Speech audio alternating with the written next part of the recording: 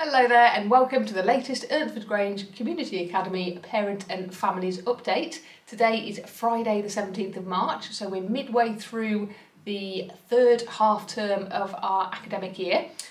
So well on the way to completing the academic year. So this is the business end of the season for all our students, particularly those who are awaiting their exams, which start in May. I just want to talk to you this afternoon about some of the factors of education that we are responsible for.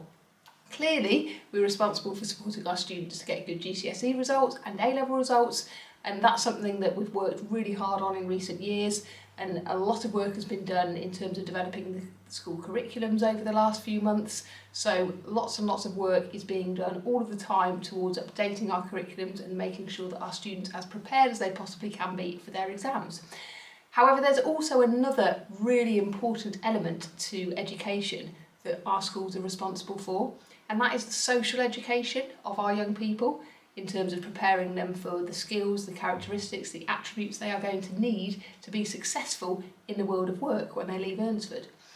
I think it's fair to say that society as a whole at the minute seems to be lacking a little bit of tolerance, lacking some respect, and also lacking some resilience.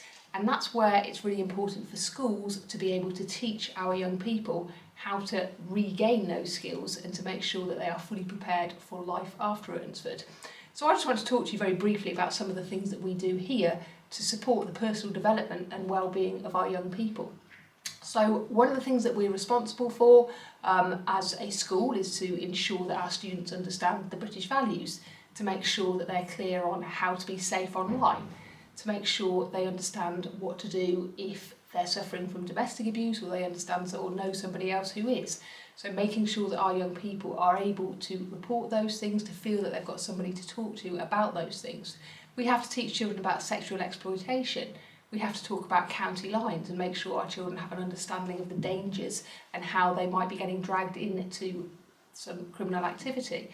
We have to talk to students about gang activity and again make sure that they understand how to get away from gang activity, what they need to do if they've become involved in gang activity, and really just to raise their awareness and make sure that they have an understanding of how to be safe within the community.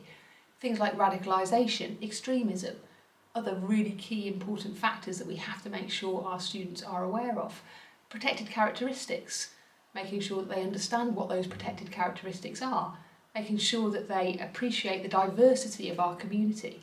So as you can see, there are a whole host of elements of social education that as a school we are responsible for teaching our children. And we do that in many ways. We do that through the curriculum.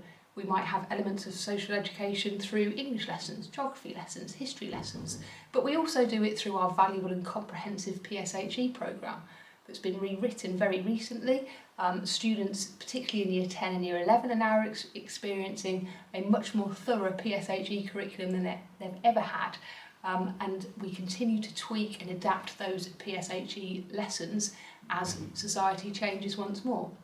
So we're really getting to the thick of the latest society changes and the latest areas that are coming up as a concern across our country.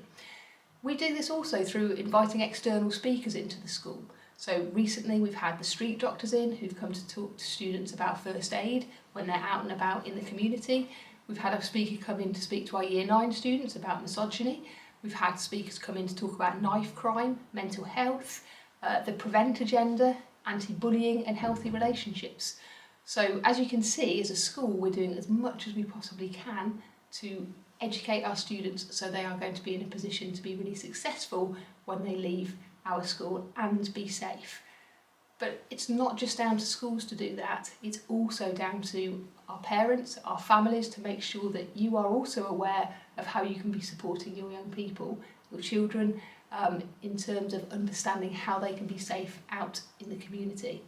And if you look at our school website, you'll see lots and lots of links under our safeguarding section that you can look at to give you some ideas in terms of how you can support your children, but also for your children to look at so they've got a good idea about how they can stay safe.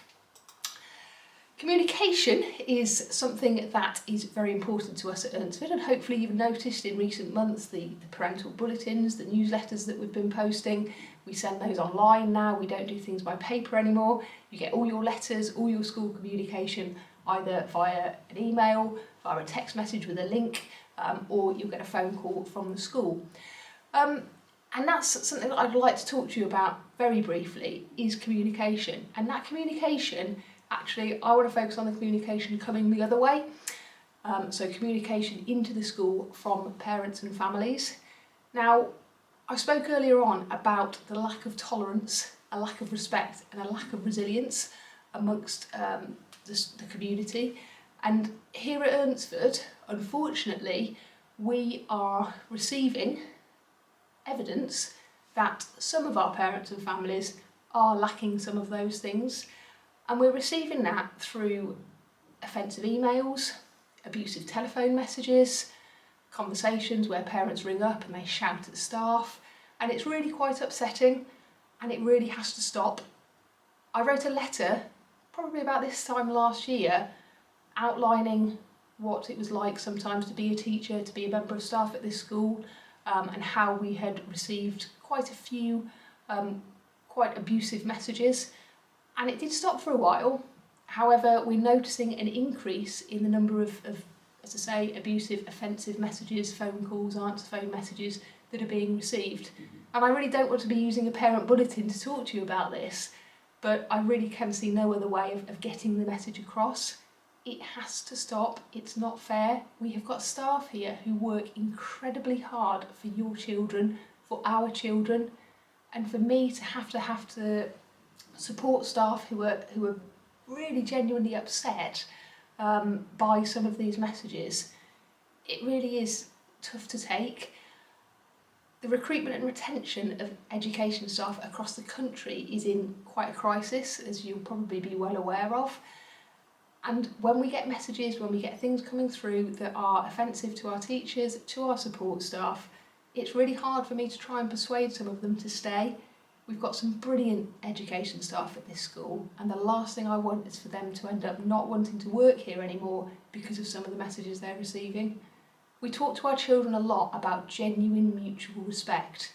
We listen to students respectfully, we expect them to listen to us respectfully. We speak to them respectfully, we expect them to speak to us respectfully. We do this together, we talk about it a lot in school, and I really would appreciate it if our parents and families could think before they make comments, before they send in messages, emails, just think about the impact that it might have on the person receiving it. And also just think about when your child comes home and they talk to you about something that's happening. I understand that you're only getting one side of the story, you're not getting the full context. So please, if you want to contact the school about it, absolutely do so, but please do so on the understanding that you perhaps haven't got the entire context and you do need to listen, and we will always look to work together to try and resolve any issues. Okay, moving on. Things that are coming up in the next half term, or the rest of this half term should I say.